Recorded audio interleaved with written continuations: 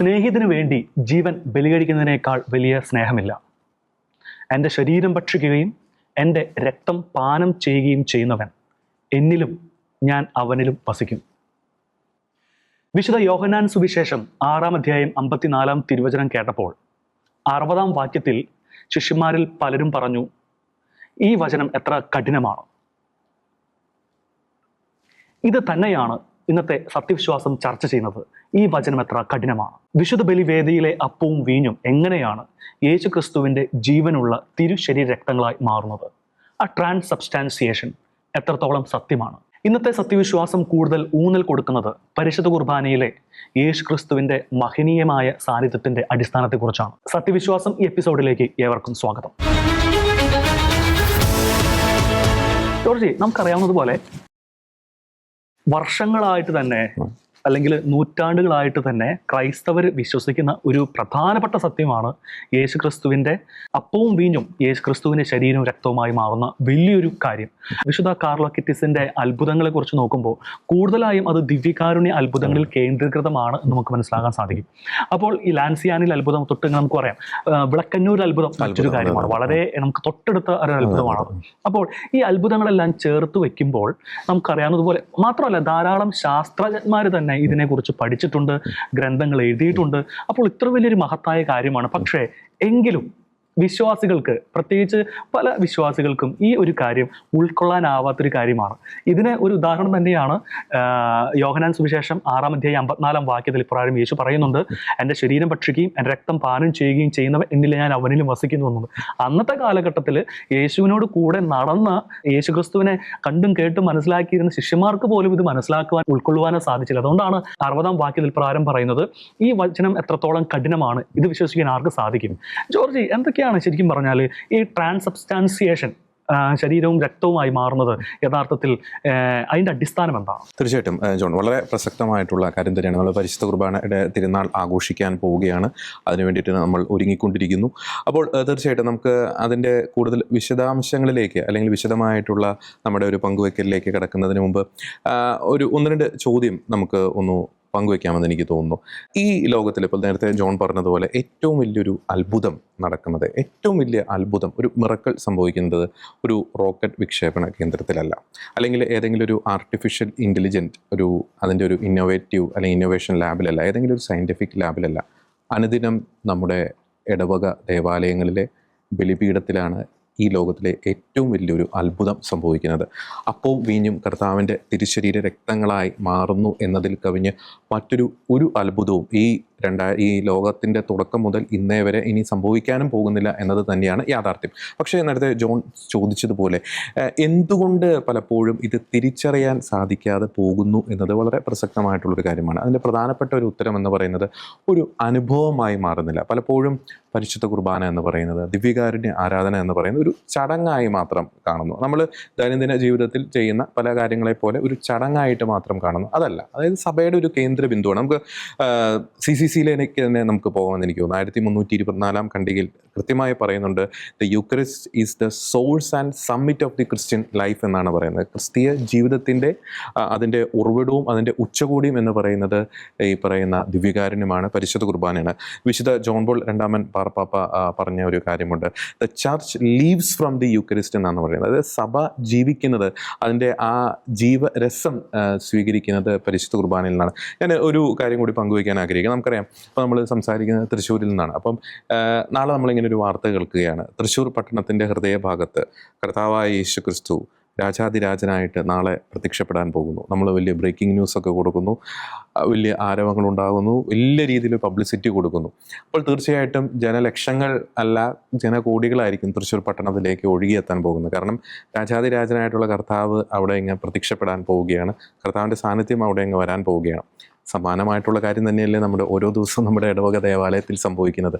നമ്മുടെ ബലിപീഠത്തിൽ കർത്താവ് അപ്പത്തിൻ്റെയും വീഞ്ഞിൻ്റെയും രൂപത്തിൽ കർത്താവിൻ്റെ സാന്നിധ്യം എല്ലാ ദിവസവും നമ്മുടെ ബലിപീഠത്തിലേക്ക്, നമ്മുടെ ദേവാലയത്തിലേക്ക് ബലി അർപ്പിക്കപ്പെടുന്ന, ദിവ്യബലി അർപ്പിക്കപ്പെടുന്ന ഇടങ്ങളിലേക്ക് വരുന്നു. പക്ഷെ നമുക്കത് തിരിച്ചറിയാൻ സാധിക്കാതെ പോകുന്നു എന്നതാണ് ഏറ്റവും വലിയൊരു അപജയം എന്ന് പറയുന്നത്. തിരിച്ചറിയുന്ന ആൾക്കാരുണ്ട്, പക്ഷെ അവർ ആ തിരിച്ചറിയുന്ന ആൾക്കാർ ഒരു പക്ഷെ നമ്മുടെ ഇടയിലുള്ള ആൾക്കാരല്ല, അവര് സാധാനാരാധകരാണെന്നുള്ളതാണ് വലിയ കാര്യം. അതെ അതെ അതെ അതെ, അത് കറക്റ്റാ ജോൺ. അതിപ്പോൾ നമുക്കറിയാം, അതിൻ്റെ കൂടുതൽ വിശദാംശങ്ങളിലേക്ക് കടക്കേണ്ടതില്ല. പക്ഷേ എങ്കിൽ പോലും നമുക്കറിയാം ഇതിൻ്റെ അവരുടെ ഒരു മോഡസ് ഓഫ് ഓപ്പറാൻഡി കൃത്യമായിട്ട് നമുക്കറിയാം. ഇവർ ഈ പരിശുദ്ധ കുർബാന, അവരുടെ സാത്താൻ ആരാധനയ്ക്ക് വേണ്ടിയിട്ട്, ബ്ലാക്ക് മാസിന് വേണ്ടിയിട്ട് ഈ പരിശുദ്ധ കുർബാന അവർ മോഷ്ടിക്കുന്നു, അല്ലെങ്കിൽ ചിലരെ കരുവാക്കി ബലിപീഠത്തിൽ നിന്നും അല്ലെങ്കിൽ പരിശുദ്ധ കുർബാന സ്വീകരണ സമയത്തും അവർ തന്ത്രത്തിൽ അത് ഒളിപ്പിച്ച് കിടത്തി അവരുടെ പക്കലേക്ക് എത്തിക്കുന്നു. അപ്പോൾ ആ കുർബാന എന്ന് പറയുന്നത്, ആ ദിവ്യകാരുണ്യം എന്ന് പറയുന്നത് യഥാർത്ഥത്തിൽ കൂദാശ ചെയ്ത ദിവ്യകാരുണ്യം ആണോ എന്ന് അവർക്ക് കൃത്യമായിട്ട് തിരിച്ചറിയാൻ സാധിക്കുമെന്നാണ് പറയുന്നത്. അത് ഈ പറയുന്ന പോലെ ഇവരെ പറ്റിക്കാൻ വേണ്ടിയിട്ട് ഇപ്പോൾ സങ്കീർത്തിയിൽ നിന്നും കപ്പയാരെ മണിയടിച്ച് അവിടെ സൂക്ഷിച്ചിരിക്കുന്ന ആ ഓസ്തി എടുത്ത് കൊടുത്തു കഴിഞ്ഞാൽ അത് കൂദാശ ചെയ്തിട്ടുള്ളതല്ലെങ്കിൽ കൃത്യമായിട്ട് അവർക്ക് തിരിച്ചറിയാൻ സാധിക്കും. അവർക്ക് പോലും തിരിച്ചറിയാൻ സാധിക്കുന്നു. പക്ഷേ പാരമ്പര്യ ക്രിസ്ത്യാനികളെന്ന് അവകാശപ്പെടുന്ന മാമോദീസ സ്വീകരിച്ച നമ്മളിൽ പലർക്കും അത് തിരിച്ചറിയാൻ സാധിക്കുന്നില്ല എന്നതാണ് ഏറ്റവും വലിയൊരു അപജയം എന്ന് പറയുന്നത്. ഞാൻ കഴിഞ്ഞ ദിവസം ഒരു സോഷ്യൽ മീഡിയ പോസ്റ്റ് വായിക്കാനിടയിൽ, അത് എത്രത്തോളം ആധികാരികമാണ് എന്ന് എനിക്കറിയില്ല, പക്ഷേ എങ്കിലും പങ്കുവെക്കാമെന്ന് എനിക്ക് തോന്നുന്നു. കുറച്ചൊക്കെ ഒരു അടിസ്ഥാനം അതിലുണ്ട് എന്ന് എനിക്ക് തോന്നുന്നു. അതായത് ഓരോ സെക്കൻഡിലും 4 മുതൽ 5 വരെ പുതിയ പരിശുദ്ധ കുർബാനകൾ ലോകത്ത് അർപ്പിക്കപ്പെടുന്നുണ്ട് എന്നാണ് പറയുന്നത്.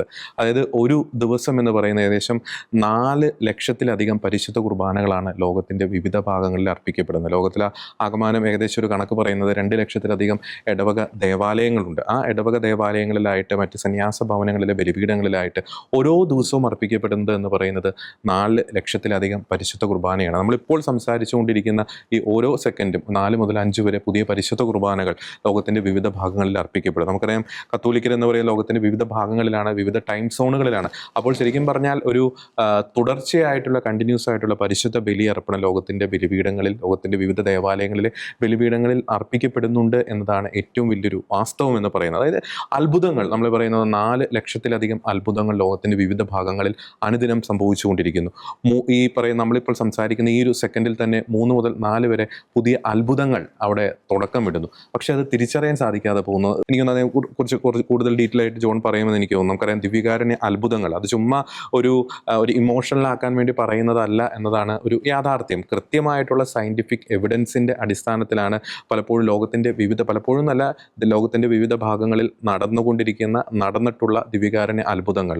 ഓസ്തി അത് മനുഷ്യ മാംസമായി മാറുന്നു, അത് വീഞ്ഞ് അത് രക്തമായി മാറുന്നു, തിരുരക്തമായിട്ട് മാറുന്നു. അത് കൃത്യമായിട്ടും അതിൻ്റെ DNA-യും അതിൻ്റെ കൃത്യമായിട്ടുള്ള സയൻറ്റിഫിക് എവിഡൻസും ഒക്കെ നിരീശ്വരവാദികളായിട്ടുള്ള ശാസ്ത്രജ്ഞർ പോലുമാണ് പലപ്പോഴും അതൊക്കെ പരീക്ഷിക്കാറുള്ളത്.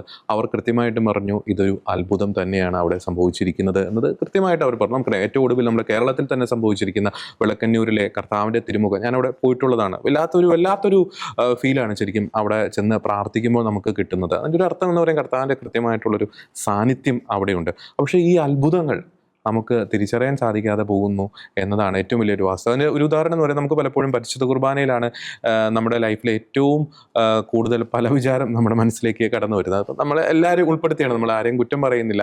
അതിൻ്റെ ഒരു എക്സാമ്പിൾ എന്ന് പറയുന്നത്, നമുക്കറിയാം, വൈദികൻ, നമ്മുടെ ഇടവക വികാരി ബലിപീഠത്തിൽ നിന്നും സുവിശേഷ വായന വായിക്കുന്നു. ഒരു 5 മിനിറ്റ് കഴിയുമ്പോൾ നമ്മൾ തിരിഞ്ഞൊന്ന് റിവൈൻഡ് അടിച്ച് നോക്കുമ്പോൾ ഏത് വായനയാണ് വായിച്ചെന്ന് പലപ്പോഴും നമ്മൾ പലർക്കും അറിയുന്നവരുണ്ടാകാം, അത് കൃത്യമായി ധ്യാനിക്കുന്നവരുണ്ടാകും. പക്ഷേ എനിക്ക് തോന്നുന്നു ഭൂരിഭാഗം പേരും അറ്റ്ലീസ്റ്റ് ഈ ഇടവക ദേവാലയം വിട്ട് മുറ്റത്തേക്ക് ഇറങ്ങി കഴിയുമ്പോൾ അത് മറന്നു പോകും. എന്ന് വായിച്ച ലേഖനം ഏതാണ്, അന്ന് വായിച്ച സുവിശേഷം ഏതാണ്, വീട്ടിലെത്തുമ്പോൾ കംപ്ലീറ്റ്ലി ബ്ലാങ്ക് ആയിരിക്കും. അത് തന്നെയാണ് നമുക്ക് പലപ്പോഴും സംഭവിക്കുന്ന തകർച്ച എന്ന് എനിക്ക് തോന്നുന്നു, അല്ലേ? തീർച്ചയായിട്ടും ഈശോയുടെ തിരുശരീര രക്തങ്ങൾ അത് എങ്ങനെയാണ് ഒരു അപ്പത്തിലും ഒരു വീഞ്ഞിലും എങ്ങനെ ഉൾക്കൊള്ളാൻ സാധിക്കും എന്നത് വലിയൊരു കാര്യം തന്നെയാണ്. പലപ്പോഴും മറ്റു മതസ്ഥർക്ക് ഉണ്ടാകുന്ന വലിയൊരു ചോദ്യമാണ്, ഇതെങ്ങനെയാണ്, ഇത് കാണുമ്പോൾ പ്രത്യേകിച്ച് ഒരു മാറ്റവും സംഭവിക്കുന്നില്ല, പക്ഷേ യഥാർത്ഥത്തിൽ അതിൻ്റെ സത്ത മാറുന്നുണ്ട് എന്നതാണ് അതിൻ്റെ യാഥാർത്ഥ്യം. പക്ഷേ അത് നമ്മൾ വാഴ്ത്തപ്പെട്ട ഓസ്തിയും വീഞ്ഞും നമ്മൾ എത്രത്തോളം ശാസ്ത്ര പരീക്ഷണങ്ങൾ കൊടുത്താലും അതിന് അതിൻ്റെ നാച്ചുറൽ ആയിട്ടുള്ള ഐഡന്റിറ്റിക്ക് മാറ്റം വരുന്നില്ല. പക്ഷേ യഥാർത്ഥത്തിൽ അതിലൊരു സ്പിരിച്വൽ എലമെന്റ് ട്രാൻസ്സബ്സ്റ്റാൻഷിയേഷൻ നടന്നിട്ടുണ്ട് എന്നുള്ളതാണ്. അതിന് കാരണമായിട്ടുള്ള അത്ഭുതങ്ങൾ ലോകത്ത് നടന്നിട്ടുണ്ട്. അതാണ് മറ്റേ വലിയ കാര്യം. പലപ്പോഴും നമുക്കറിയാം, നമ്മുടെ നാട്ടിൽ തന്നെ കഞ്ചിക്കോട് റാണിച്ചയ്ക്ക് ഉണ്ടായ പല അത്ഭുതങ്ങൾ, തിരുവോസ്തി വായിൽ നിൽക്കുമ്പോൾ അത് മാംസ കഷ്ടമായിട്ട് മാറും. അതുപോലെ തന്നെ വളരെ അടുത്ത് തന്നെ പല സ്ഥലങ്ങൾക്കും പലർക്കും ഉണ്ടായ ഒരു അനുഭവങ്ങൾ. അത് ഇനി മറ്റൊരു അത്ഭുതമാണ് ലാൻസിയാനയുടെ അത്ഭുതം. അത് പലപ്പോഴും പല കാലഘട്ടങ്ങളിലും അത് പരീക്ഷണങ്ങൾക്ക്, ശാസ്ത്രീയ പരീക്ഷണങ്ങൾക്ക് വത്തിക്കാന്റെ അനുമതിയോടുകൂടി കൊടുത്തു. എന്നിട്ടത് മനസ്സിലാക്കിയ പല കാര്യങ്ങളും ഇത്, അതായത് ഒരു മനുഷ്യന്റെ ജീവനുള്ള മനുഷ്യന്റെ ഹൃദയത്തിന്റെ പേശികളിലെ ഭാഗം തന്നെയാണ് എന്ന് തന്നെയാണ് നിരീക്ഷണത്തിന്റെ അടിസ്ഥാനം. അത് ആ ഒരു അത്ഭുതത്തിന് മാത്രമല്ല, അങ്ങനെ പല അത്ഭുതങ്ങളും ചേർത്ത് വെച്ചിട്ടും, അതായത് പല റാൻഡം ആയിട്ടുള്ള നടന്നിട്ടുള്ള അത്ഭുതങ്ങൾ ചേർത്ത് വെച്ചിട്ടും മനസ്സിലാക്കിയത് തന്നെ ഇത് ഒരു കാര്യം തന്നെയാണ്. ഇത് ഒരു മനുഷ്യന്റെ ജീവനുള്ള മനുഷ്യന്റെ ഹൃദയ പേശിയുടെ ഭാഗം തന്നെയാണ് എന്നുള്ള നിരീക്ഷണമാണ് കണ്ടെത്തിയിരിക്കുന്നത്. അതായത് നമ്മൾ ഭക്ഷിക്കുന്ന സത്യവിശ്വാസികൾ, കത്തോലിക്കരായ നമ്മൾ വിശുദ്ധ കുർബാനയിൽ പങ്കെടുത്ത് സ്വീകരിക്കുന്ന ഈശോയുടെ തിരുശരീരവും തിരുരക്തമായ യഥാർത്ഥത്തിൽ യേശുക്രിസ്തുവിന്റെ തിരുശരീരവും തിരുരക്തവുമാണ് എന്നുള്ള സത്യമായിട്ടുള്ള ബോധ്യം. എന്തുകൊണ്ടാണ് അപ്പോൾ, അടുത്ത ചോദ്യമാണ്, എന്തുകൊണ്ടാണ് അപ്പോൾ യഥാർത്ഥത്തിൽ തിരുശരീരവും യഥാർത്ഥത്തിൽ അത് രക്തവും മാംസവുമായിട്ട് മാറാത്തത്? അതൊരു ക്വസ്റ്റ്യനാണ്. പക്ഷേ അങ്ങനെ ഒരു പക്ഷേ ആയാൽ മാറിയാൽ ആർക്കാണ് അത് ഭക്ഷിക്കാൻ സാധിക്കുക? അവിടെയാണ് അത് വരുന്നത്. പക്ഷേ യേശോ തന്നെ അത് മറ്റു മനുഷ്യരിലൂടെയും അല്ലെങ്കിൽ മറ്റു പല സമയത്തും അത് തൻ്റെ ശരീരരക്തമാണെന്ന് സ്ഥാപിക്കുന്ന അത്ഭുതങ്ങൾ നടത്തുന്നു. അത് സാധാരണ വിശ്വാസികൾക്കും മറ്റുള്ളവർക്കും അത് മനസ്സിലാകുവാനും അവർ യഥാർത്ഥത്തിൽ തിരിച്ചറിയാനുള്ള ഒരു പ്രേരണയ്ക്ക് വഴി കൊടുക്കാനും വേണ്ടിയിട്ടാണ്. പക്ഷേ നിർഭാഗ്യവശാൽ പല ആൾക്കാരും പല ആൾക്കാരും വിശുദ്ധ കുർബാന സ്വീകരിക്കാതെ ഇരിക്കുന്നു, അല്ലെങ്കിൽ അതിന് വേണ്ടത്ര വിശുദ്ധ കുർബാനയ്ക്ക് വേണ്ടത്ര റെഫറൻസ് കൊടുക്കാതിരിക്കുന്നുണ്ട്. നമുക്കറിയാം, യേശുക്രിസ്തു ഭൂമിയിൽ വന്നത് എന്തിനു വേണ്ടിയിട്ടാണ്?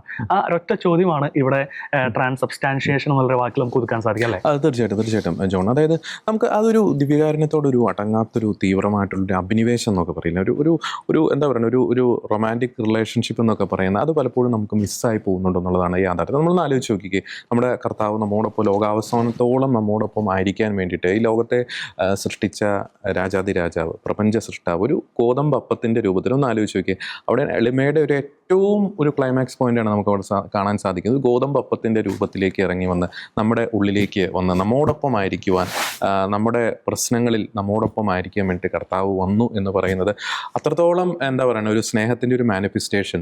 ആ ഒരു എക്സാമ്പിൾ അത്രത്തോളം ഒരു മഹത്തായിട്ടുള്ള, ഒരു മഹനീയമായിട്ടുള്ള ഒരു എക്സാമ്പിൾ നമുക്ക് ഒരു കാരണവശാലും തീർച്ചയായിട്ടും നമുക്ക് ചൂണ്ടിക്കാണിക്കാൻ സാധിക്കില്ല. ഇത് പറയുമ്പോൾ ഒരു കവിതയാണ് എൻ്റെ മനസ്സിൽ ഓർമ്മ വരുന്നത്.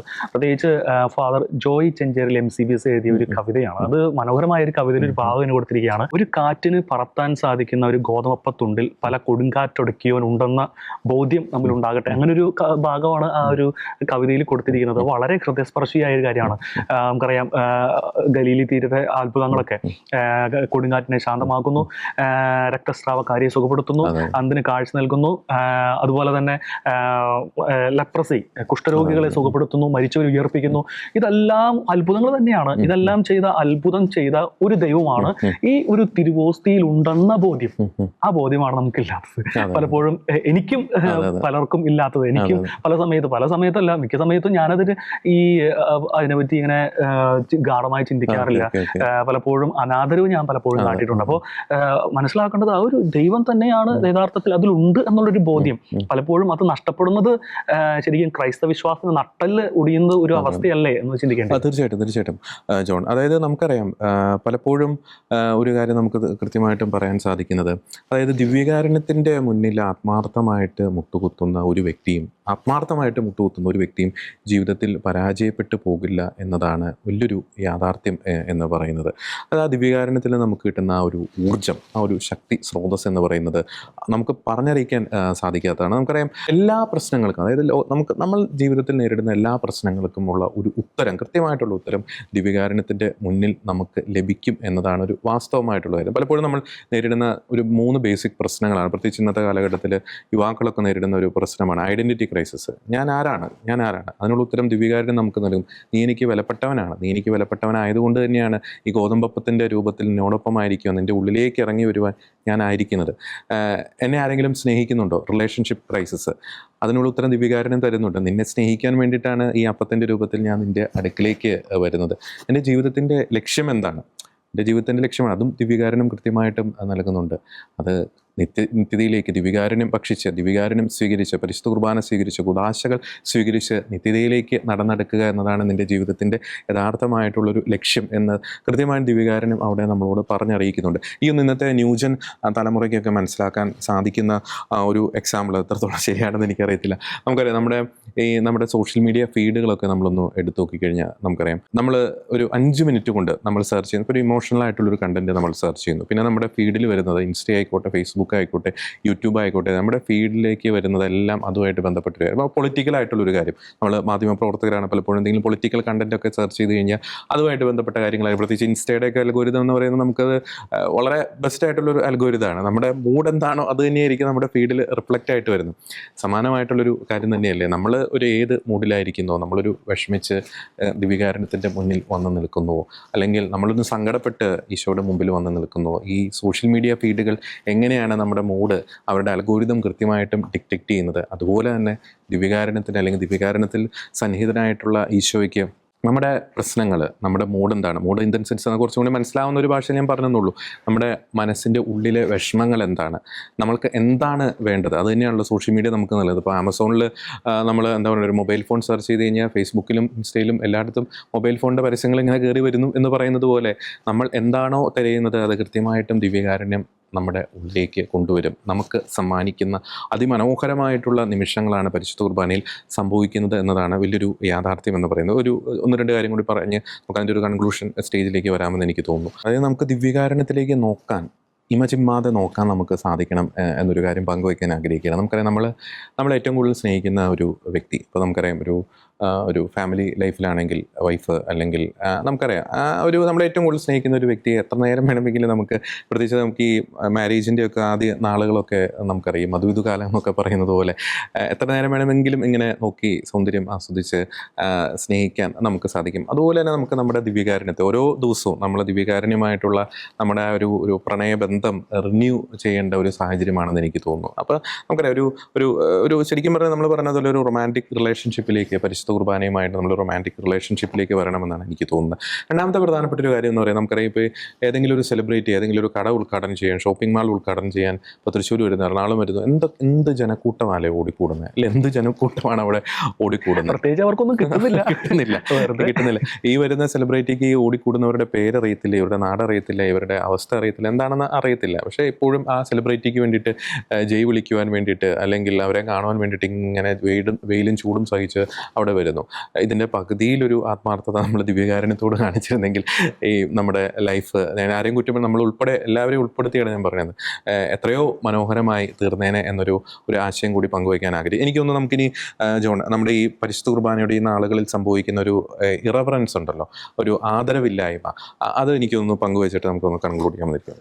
തീർച്ചയായിട്ടും ഈ ഒരു അനാദരവ് എന്നുള്ളത് പരിശുദ്ധ കുർബാനയ്ക്ക് എതിരെ, അറിയാലോ, ദൈവം തന്നെ ഇറങ്ങി വരുന്ന മനുഷ്യർക്ക് വേണ്ടി അപ്പമായിട്ട് തന്നെ ഇറങ്ങി വരുന്നൊരു സമയം. അപ്പോൾ അതായത് വേണ്ടത്ര ഭയഭക്തി ബഹുമാനമില്ലാത്ത വേഷവിധാനങ്ങളോടുകൂടി വിശുദ്ധ ബലിക്ക് വരുന്ന ഒരു സമ്പ്രദായം, അത് എനിക്ക് തോന്നുന്നു ഒരു ലിബറലിസം തുടങ്ങിയ ഒരു കാലഘട്ടം മുതലേ നമ്മുടെ കത്തോലിക്ക സഭയിൽ അല്ലെങ്കിൽ ക്രൈസ്തവ സഭകളിൽ മൊത്തം കയറിക്കൂടിയ ഒരു വലിയൊരു പൈശാചികതയാണ്. അതൊരിക്കലും നന്മയില്ല. മറ്റു മതസ്ഥരിൽ പോലും ഒരു പക്ഷേ അങ്ങനത്തെ ഒരു ഇറവറൻസ് അവരുടെ പ്രാർത്ഥനകളിലോ അത് കാണുന്നത് വളരെ കുറവാണ്. പക്ഷേ നമ്മുടെ ഇടയിലാണ് അത് കൂടുതലും വ്യാപിച്ചിരിക്കുന്നതെന്ന് വളരെ ഗൗരവത്തോടെ നമുക്ക് പറയാൻ സാധിക്കും. പലപ്പോഴും വളരെ ഷോർട്സ് മാത്രം ഇട്ട് വരുന്ന അങ്ങനത്തെ ഒരു ഡ്രസ്സിങ് ശൈലികൾ, അല്ലെങ്കിൽ സ്ത്രീകളുടെ വേഷവിധാനങ്ങൾ, പുരുഷന്മാരും ചെയ്യുന്നുണ്ടേ. അപ്പൊ അങ്ങനെയുള്ളൊരു വേഷവിധാനങ്ങൾ മാത്രമല്ല, മറ്റൊരു കാര്യം ഇപ്പം ഏറ്റവും ഈ ഒരു ആധുനിക യുഗത്തിൽ വന്നിരിക്കുന്നത് മൊബൈൽ ഫോൺ ഉപയോഗമാണ്. ഏറ്റവും ഇറവറൻ്റ് ആയിട്ട് ഞാൻ കണ്ട ഒരു കാര്യമാണ്. വിശുദ്ധ കുർബാനയിൽ പല സമയത്തും ഫോൺ വരുമ്പോൾ ബിസി, വളരെ വളരെ എന്തിനാണ്, അത്രത്തോളം ബിസിയായ ഒരു വ്യക്തി ആയിരിക്കാം. പക്ഷേ എന്നാലും ചിന്തിക്കേണ്ടത്, വിശുദ്ധ കുർബാനയിൽ ഫോൺ വരുമ്പോൾ ഓരോ സമയത്തും ഫോൺ വരുമ്പോൾ ഫോൺ എടുത്തുന്നു, പുറത്തു പോകുന്നു, വീണ്ടും വരുന്നു, വീണ്ടും പുറത്തു പോകുന്നു, വീണ്ടും വരുന്നു, അങ്ങനെ ഒരു 4-5 പ്രാവശ്യം വിശുദ്ധ കുർബാനയിലാണ്. അങ്ങനെ വളരെ ഇറവറൻ്റ്. അതായത് ഇപ്പോൾ വളരെ ഒരു വലിയൊരു വ്യക്തിയുടെ മുമ്പിലാണ് നമ്മൾ ഇരിക്കുന്നത്, പ്രധാനമന്ത്രി നരേന്ദ്രമോദിയുടെ മുമ്പിലാണ് ഇരിക്കുന്നത് വെക്കുക. അപ്പോൾ ഒരു 5-6 പ്രാവശ്യം ഫോൺ വന്ന് എടുത്തു പോകുന്ന ഫോൺ വരും, ആ വ്യക്തിക്ക് എന്ത് തോന്നും? അതൊരു നോർമൽ ഒരു ഐഡിയോളജി വെച്ച് ചിന്തിച്ചാൽ മതി. അതേ ഒരു ഐഡിയോളജി ഇപ്പോൾ പള്ളിയിൽ അയാൾക്ക് അങ്ങനെ തോന്നിയില്ലെങ്കിൽ ആ മറ്റുള്ള വ്യക്തികൾക്ക് അതൊരു ബുദ്ധിമുട്ടായിട്ട് മാറുന്നില്ലേ? ഇനി വേറൊരു കാരണമാണ് മൊബൈൽ കുർബാനയ്ക്ക് ഇടയ്ക്ക് മൊബൈൽ തോണ്ടി വരുന്നത്. അവിടെ വന്ന് പോവാതിരിക്കുന്നതാണ്, അങ്ങനെയാണ് പറയുക. അപ്പോൾ മറ്റുള്ളവർക്കൊരു പലപ്പോഴും പറയില്ലേ, മറ്റുള്ളവർക്ക് ഒരു ഇടർച്ചയ്ക്ക് കാരണമാകണമെങ്കിൽ തിരികല് കെട്ടി കടലിലോ വീഴാനാണ് പറയുന്നത്. എന്ന് പറഞ്ഞാൽ അത്രത്തോളം ഒരു ഉപദ്രവകരമായ ഒരു സ്വാധീനമാണ് ഇന്നത്തെ കാലഘട്ടത്തിൽ ഇറവറൻസ്. അത് വളരെ കാര്യമാണ്. ഭക്തിയില്ലായ്മ, അതുപോലെ തന്നെ ഭയം, ഭക്തിയില്ലായ്മ ഒരു വലിയൊരു ഇന്നത്തെ കാലഘട്ടത്തിന്റെ ഒരു വലിയൊരു പൈശാചികതയാണ് ഈ ഒരു കാര്യം നമുക്ക് പറയാൻ സാധിക്കും. അതെ, കറക്റ്റാണ്. മറ്റ് 2-3 കാര്യങ്ങൾ ജോൺ, അതായത് നമുക്കറിയാം പരിശുദ്ധ കുർബാനയിൽ അല്ലെങ്കിൽ ദിവ്യബലിക്ക് ഈ വളരെ താമസിച്ച് ഒന്നണയുക എന്നുള്ളൊരു പ്രതിഭാസം അങ്ങനെ ഒരു ട്രെൻഡായിട്ട് ഇങ്ങനെ മാറിയിരിക്കുകയാണ്. ഞായറാഴ്ച പോലും കുർബാനയ്ക്ക് കൃത്യസമയത്ത് എത്തിച്ചേരാൻ സാധിക്കാത്ത ഒരു അവസ്ഥയിലേക്ക് നമുക്കറിയാം. ചില റെയർ കേസുകളിലൊക്കെ വീട്ടിലെ ചില സാഹചര്യങ്ങൾ, എന്തെങ്കിലും അസുഖമൊക്കെ ആയിട്ട് ബന്ധപ്പെട്ട കാര്യങ്ങൾ, പ്രായമായവരെ ശുശ്രൂഷിക്കുന്നത് നമുക്കറിയാം. അത് ചിലപ്പോൾ ഒന്ന് താമസിച്ചു ഒന്ന് സ്വാഭാവികമാണ്, മാനുഷികമായിട്ടുള്ള അത് നമുക്ക് മനസ്സിലാക്കാവുന്നതാണ്. പക്ഷേ ഈ മനഃപൂർവ്വം ഇതിൻ്റെ ഒരു പ്രസക്തി, ദിവ്യകാരുണ്യത്തിൻ്റെ പ്രാധാന്യം തിരിച്ചറിയാതെ മനഃപൂർവ്വം ഇങ്ങനെ വൈകി വരുന്ന ഒരു അവസ്ഥ. ഈ പറയുന്ന വ്യക്തികൾ നമുക്കറിയാം, അവരുടെ ഒരു സിനിമാ താരത്തിൻ്റെ സിനിമ ഒരു ഫസ്റ്റ് ഷോയ്ക്ക് വേണ്ടിയിട്ട് ചിലപ്പോൾ പുലർച്ചയൊക്കെ ആയിരിക്കും റിലീസ്. ഇപ്പോൾ 6 മണിക്കോ 5 മണിക്കോ ഒക്കെ റിലീസാണെങ്കിൽ പുലർച്ചെ 3 മണി മുതൽ തിയേറ്ററിലിരുന്ന് ക്യൂ നിന്ന് ഇടിയും തല്ലും ഒക്കെ കൊണ്ട് ടിക്കറ്റ് മേടിക്കാൻ ഇവർക്ക് യാതൊരു ഒരു ചമ്മലോ ഒന്നും ഇല്ല, അല്ലെങ്കിൽ അതെല്ലാം റെഡിയാണ്. പക്ഷേ പരിശുദ്ധ കുർബാനയ്ക്ക് ഒരു 2 മിനിറ്റ് മുമ്പ്, അറ്റ്ലീസ്റ്റ് കുർബാന തുടങ്ങുന്നതിന് മുമ്പെങ്കിലും 2 മിനിറ്റ് മുമ്പ് അവിടെ ഒന്ന് അല്പസമയം ഒന്ന് പ്രാർത്ഥിക്കാനുള്ള ആ ഒരു കാര്യം, ആ ഒരു തീക്ഷ്ണത പലപ്പോഴും നഷ്ടപ്പെട്ടു പോകുന്നുണ്ട് എന്നതൊരു യാഥാർത്ഥ്യം തന്നെയാണ്. പിന്നെ നമുക്കറിയാം പരിശുദ്ധ കുർബാന നമ്മളൊരു സത്യവിശ്വാസത്തിൽ നമ്മൾ ചർച്ച ചെയ്താണ് ഈ കൈകളിൽ പരിശുദ്ധ കുർബാന സ്വീകരിക്കുന്നതിൻ്റെ ഒരു അപാകത, കൃത്യമായിട്ടും നാവിൽ സ്വീകരിക്കാനുള്ള ആ ഒരു നിശ്ചയദാർഢ്യം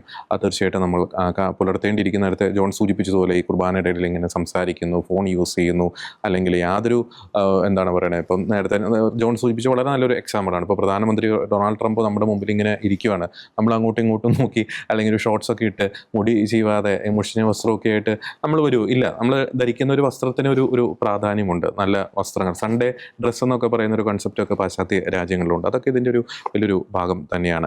അപ്പോൾ നമുക്കറിയാം, എനിക്ക് തോന്നുന്നു പലപ്പോഴും നമുക്ക് കേരളത്തിൻ്റെ ഒരു പശ്ചാത്തലത്തിൽ സംഭവിക്കുന്നത് ഈ ക്വാണ്ടിറ്റിയുടെ ഒരു അതിപ്രസരം മൂലം നമ്മളൊരു ക്വാളിറ്റി പലപ്പോഴും മറന്നു പോകുകയാണെന്ന് എനിക്ക് തോന്നുന്നു. നമ്മുടെ മുമ്പിൽ അനന്തമായിട്ടുള്ളൊരു സാധ്യതകളുണ്ട്. പരിശുദ്ധ കുർബാനകളുടെ എണ്ണം വളരെ വലുതാണ്. നമ്മുടെ ചുറ്റിലും മഠങ്ങളിലും പള്ളികളിലും ഒക്കെ പരിശുദ്ധ കുർബാനയുണ്ട്, നിത്യാരാധന കേന്ദ്രങ്ങളുണ്ട്, ഇടവകയുണ്ട്, പള്ളികളുണ്ട്. പക്ഷേ ഇതിൻ്റെയൊക്കെ ഒരു ബാഹുല്യം കണ്ട് ഇതിൻ്റെ ഒരു വില പലപ്പോഴും നമ്മൾ തിരിച്ചറിയാതെ പോകുന്നു എന്നതാണ് ഒരു യാഥാർത്ഥ്യം എന്ന് പറയുന്നത്.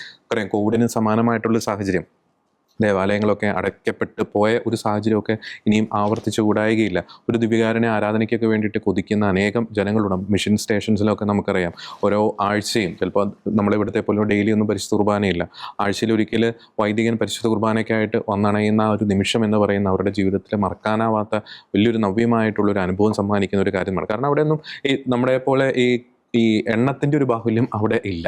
അതിനാൽ തന്നെ ഇവർക്ക് കൃത്യമായിട്ട് അതിൻ്റെ ഒരു വില തിരിച്ചറിയാൻ സാധിക്കും. നമുക്ക് ഈ എണ്ണം കൂടിയ കാരണം പലപ്പോഴും നമുക്ക് വില തിരിച്ചറിയാൻ നമുക്ക് സാധിക്കാതെ പോകുന്നു എന്നതാണ് തീർച്ചയായിട്ടും ഇന്നത്തെ കാലഘട്ടത്തിൻ്റെ വലിയൊരു അപജയം എന്ന് പറയുന്നത്. ഒരു കാര്യം കൂടി നമുക്ക് പറഞ്ഞ് അവസാനിപ്പിക്കാം. എന്തൊക്കെ പറഞ്ഞാലും ഇതിൻ്റെ ഒരു പരിശീലനം ആരംഭിക്കേണ്ടത് കുടുംബങ്ങളിൽ നിന്നാണ്. ഈ കുട്ടികൾ നോക്കുന്നത് മാതാപിതാക്കളിലേക്കാണ്. ഒരു മാതാവും പിതാവും സൺഡേ മാസിന് അല്ലെങ്കിൽ ഡെയിലി മാസിന് ഇങ്ങനെ വീട്ടിൽ നിന്ന് ഇറങ്ങുന്ന ഒരു സമയത്ത് ഒരു 5 മിനിറ്റ് വൈകിപ്പോയാലും കുഴപ്പമില്ല എന്ന് പറയുന്ന ഡയലോഗ് ആ കുട്ടിയിലുണ്ടാക്കുന്ന ഒരു ആത്മീയമായിട്ടുള്ള ഒരു നെഗറ്റീവ് ഇമ്പാക്റ്റ് എന്ന് പറയുന്നത് പറഞ്ഞറിയിക്കാൻ സാധിക്കാത്തതാണ്. അപ്പോൾ ആ കുട്ടിക്ക് സ്വയം തോന്നുകയാണ് പരിശുദ്ധ കുർബാനയ്ക്ക് ഇത്രയൊക്കെ വിലയുള്ളൂ. അപ്പോൾ കുടുംബത്തിൽ നിന്നാണ് ഈ പരിശുദ്ധ കുർബാനയുടെ മഹത്വത്തെക്കുറിച്ചുള്ള കൃത്യമായിട്ടുള്ള ട്രെയിനിങ്ങും ഒരു ഫോർമേഷനൊക്കെ ആരംഭിക്കേണ്ടത്. ഒപ്പം നമ്മൾ എടുത്തു പറയേണ്ട ഒരു കാര്യം കൂടിയുണ്ട്, വലിയ ഒരുക്കത്തോടു കൂടി തന്നെ പരിശുദ്ധ കുർബാന സ്വീകരിക്കുക. പരിശുദ്ധ കുമ്പസാരം സ്വീകരിച്ച് ഒരുക്കത്തോടു കൂടി തന്നെ പരിശുദ്ധ കുർബാന സ്വീകരിക്കാനാണ് തീർച്ചയായിട്ടും നമ്മൾ ബാധ്യസ്ഥരാണ്. പലപ്പോഴും ഈ കാലഘട്ടത്തിൽ വീണ്ടും റീൽസിൻ്റെ ഒക്കെ ഒരു ലോകത്തിൽ നമുക്കറിയാം, ലോകം ആഗ്രഹിക്കുന്നത് ഫോളോവേഴ്സിൻ്റെ എണ്ണം കൂട്ടാനാണ്. പക്ഷേ ദിവ്യകാരുടെ നമ്മോട് പറയുന്നത് ശിഷ്യനായി തീരുക എന്നുള്ളൊരു കാര്യം തന്നെയാണ്. അപ്പോൾ പരിശുദ്ധ കുർബാനയുടെ മഹത്വം നമുക്ക് കൂടുതൽ തിരിച്ചറിയാം. ഇതിനോട് അനാദരവ് കാണിക്കുന്നവർക്ക് വേണ്ടിയിട്ട് നമുക്ക് പ്രാർത്ഥിക്കാം. നമുക്കറിയാം, നമ്മൾ ഡിസ്കസ് ചെയ്യുമ്പോൾ നമ്മൾ വലിയ സംഭവമാണോ ഒന്നുമല്ല നമ്മൾ പറയുന്നത്. ഈ പറയുന്ന കാര്യം നമുക്ക് എല്ലാവർക്കും ബാധ്യസ്ഥരാണ്. ഈ പറയുന്ന പല കാര്യങ്ങളും പല കാര്യങ്ങളിൽ പല വീഴ്ചകൾ അറിഞ്ഞോ അറിയാതെ നമ്മുടെ ലൈഫിലും സംഭവിക്കുന്നുണ്ട്. അപ്പോൾ നമ്മളെ എല്ലാവരെയും ഉൾപ്പെടുത്തിയാണ് നമ്മൾ ഈ ഒരു പങ്കുവയ്ക്കൽ നമ്മൾ നടത്തിയത്. അപ്പോൾ കൂടുതൽ തീക്ഷ്ണതയോടുകൂടി തന്നെ പരിശുദ്ധ കുർബാനയുടെ മഹത്വം തിരിച്ചറിഞ്ഞ് ദിവ്യകാരുണ്യത്തിൻ്റെ ആരാധകരായിട്ട് ദിവ്യകാരുണ്യ ഭക്തിയിൽ കൂടുതൽ ജ്വലിക്കാം. സഭയുടെ വളർച്ച എന്ന് പറയുന്നത് കെട്ടിടങ്ങളുടെ എണ്ണത്തിലല്ല, അത് തീർച്ചയായിട്ടും ദിവ്യകാരുണ്യ ഭക്തി സഭയിൽ എത്രത്തോളം ആഴത്തിൽ ആഴപ്പെട്ടിട്ടുണ്ട് എന്നതിനെ അടിസ്ഥാനപ്പെടുത്തിയാണ്. അപ്പോൾ നമുക്ക് തീർച്ചയായിട്ടും പരിശുദ്ധ കുർബാനയുടെ തിരുനാൾ മനോഹരമായിട്ട് നമുക്ക് ആഘോഷിക്കാം.